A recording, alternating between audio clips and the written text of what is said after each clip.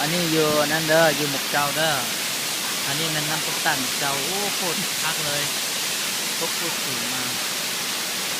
แล้วก็มาแล้วถึงนอนคือน้องอันนี้เจ้ามาตั้งแต่เด้อเรื่องนี้ที่พาไปเบิ่งอีกน้ำลงมาแต่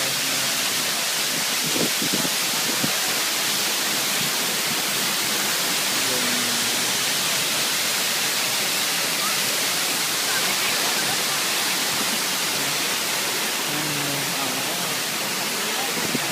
นั่นคือ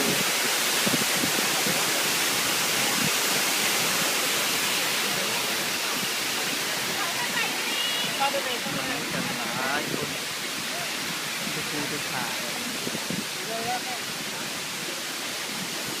คือว่าหนาวมาเดี๋ยวนี้เนาะมันจะตากแห้งสุด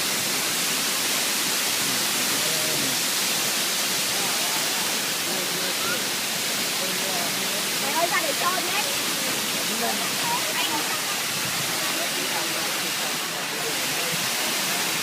hello Bây giờ có ai còn chưa? Không sao ơi. em ơi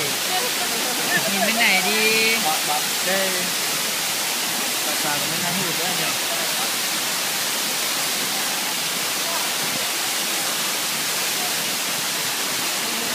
lấy chân không Mày vô đi. Mày ơi. quay phim à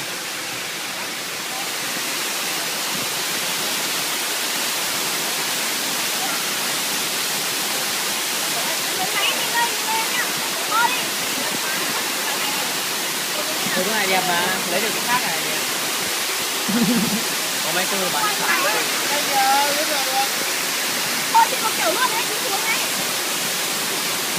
Đi ra chân dài.